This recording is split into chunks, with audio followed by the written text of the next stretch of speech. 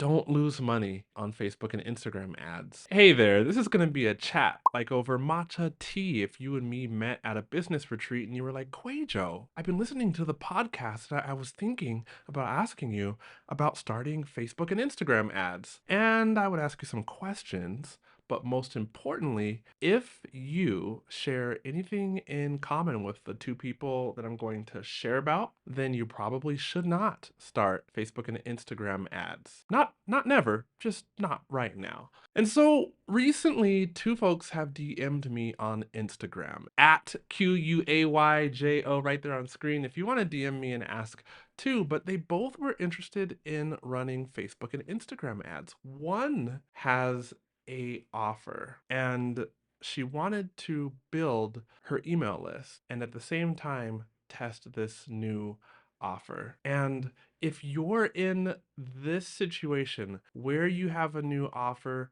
and it's maybe sold some or not at all, you're launching it from scratch. For example, you are working with like a curriculum designer and you're creating a new offer and it's going to launch soon and you want to use Facebook and Instagram ads to first build your email list for the next 2 or 3 months and then launch your offer first time ever in a launch, like a webinar. I would say, probably not a good time to run Facebook and Instagram ads. And here's why.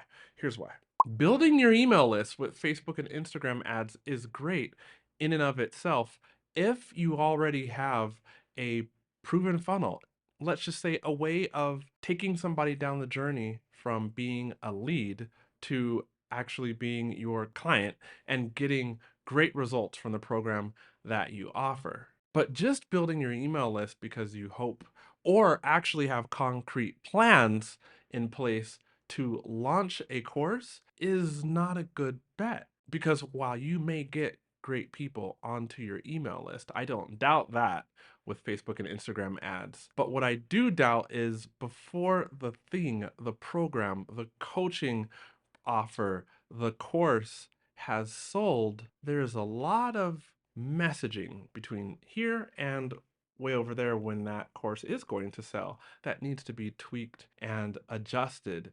And would I wager your hard-earned money on getting leads now for a launch that's going to happen with a program or course or offer, dear course creator, that hasn't been launched yet? No, I would not. What about the second scenario? You have an offer. Some people have bought it. But if we're being honest, it's the beginning stages, as in it's taken a lot of, let's call it hand-to-hand DMs and combats to sell less than 10 of your offer. And maybe some family has bought it too. Could we use Facebook and Instagram ads here? Probably not because of some other factors. Is this you? Your email list is fledgling. Like we're talking grandma and grandpa, mother, brother, sister got on the email list to support you in your new venture. You might have a course already, or you might also have tons of success already as a professional in whatever space you're in. Let's say you're a psychologist who serves business owners, right? And helps them break through, so to speak. So they like break through their mental stuff so they can actually go and grow their business, right? And you're great at it in real life and venturing into the online space. But your Instagram account, and this is completely not throwing shade on folks with small Instagram accounts. Here's the reality though, like your Instagram account like has almost no people following, like a couple hundred, right? And your email list, it's also below 100, 75, 50 folks. And your website, while it's there and it looks great, hasn't had a lot of traffic. This is not the time for you to start Facebook and Instagram ads because this is the hardest time for your business because it's still growing. And so spending money on Facebook, Instagram ads to bring leads to your business at this stage is going to be the most expensive. Couple of reasons would be because the Meta's algorithm doesn't have a bunch of warm audience data. Warm audiences being, your Instagram, your Facebook followers, your website visitors, your email list subscribers. It doesn't have a lot of warm audience data to optimize off of, to learn from.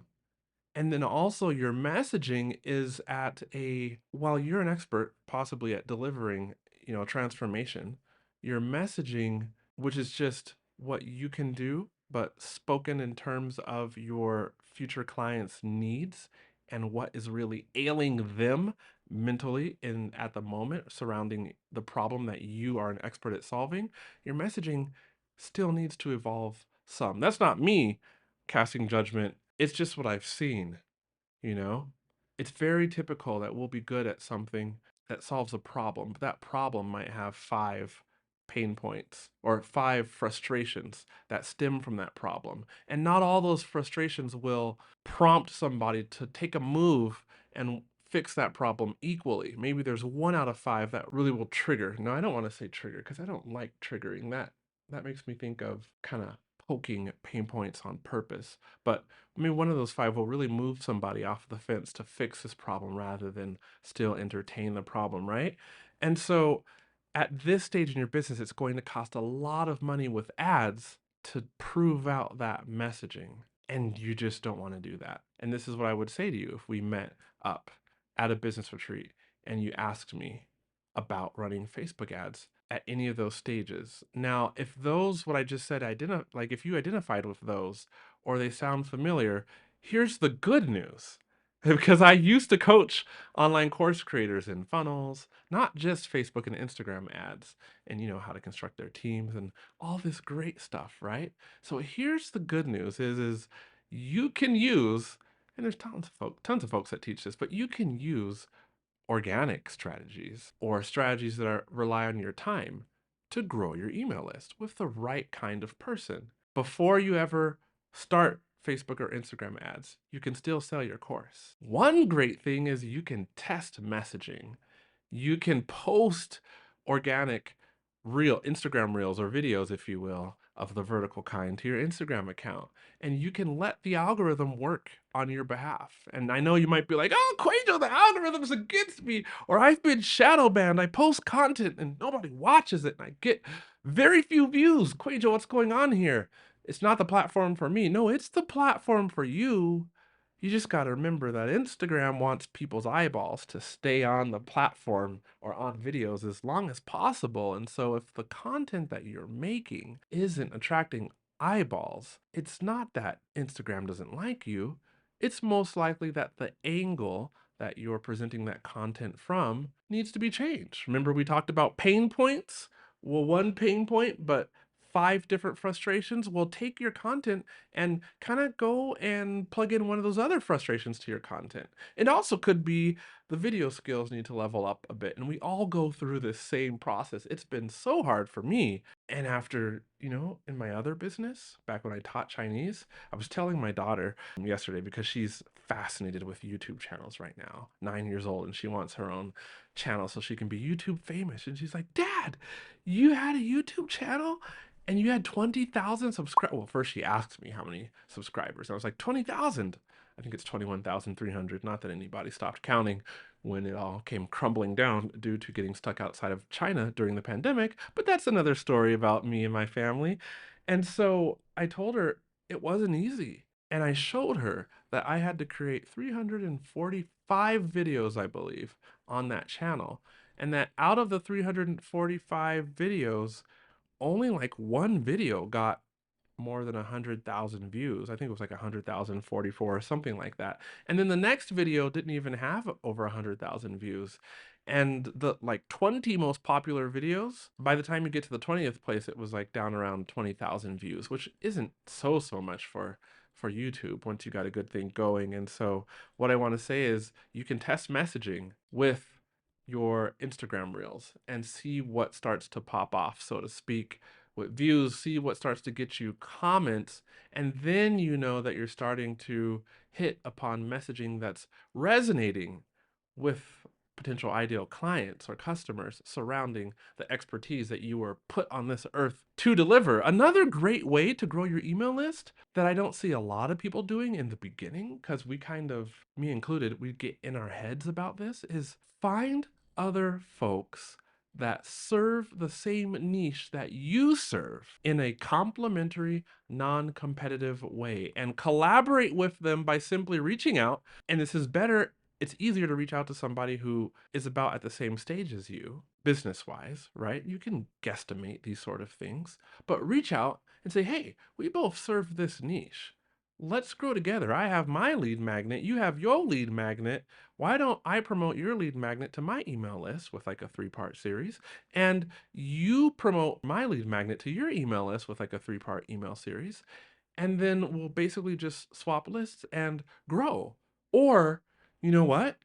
We're both at about the same level in Instagram land of followers. Why don't we do some content together? I'll promote you, you promote me, or I'll just give you shout outs in my Instagram stories.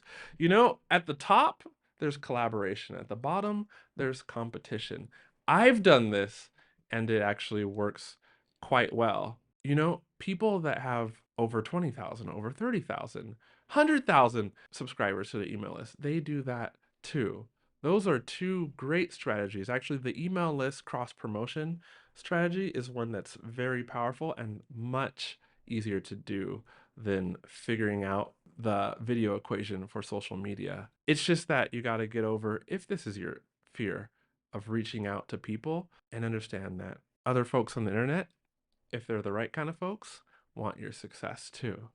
And you also could accelerate that process by just going to in-person events.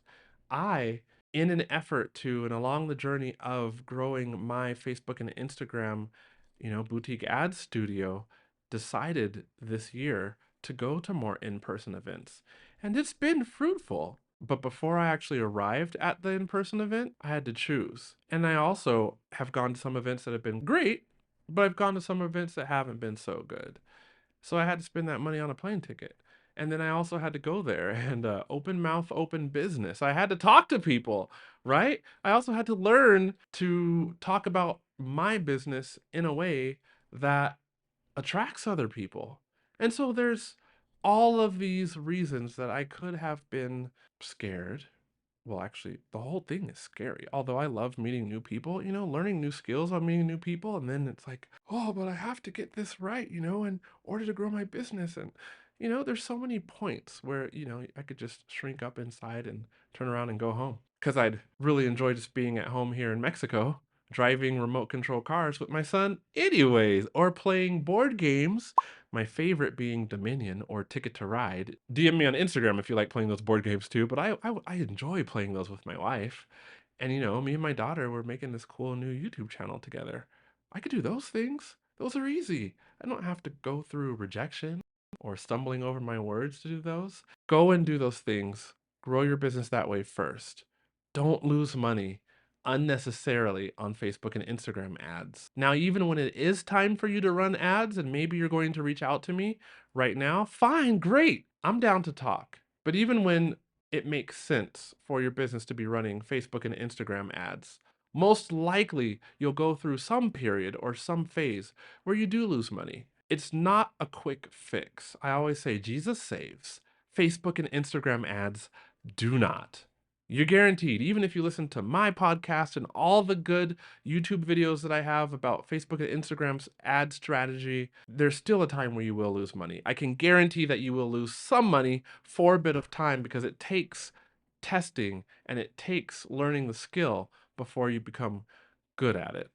So I just want to throw out that disclaimer. I am an ads manager, yes, but I have not been your ads manager, probably not yet. And just because I teach strategies and you learn all the right strategies doesn't mean they'll work right out the gate for you, because you have to take them and apply them to your business's unique situation. But it is absolutely worth it once you get to that stage. And you may never get to that stage. There's folks who have businesses that do so much revenue off of just what we'll say are non-paid marketing strategies. Either way, there's the mountain. It's time to start taking some steps up into the foothills, because once you get to your first peak, so to speak, you're able to serve more people. Your family is blessed because you got more revenue coming in. You're more fulfilled because you are doing what you were meant to be doing here on this earth during your lifetime. And more people are happy and lives are changed because they're going through the transformation that you could provide for them.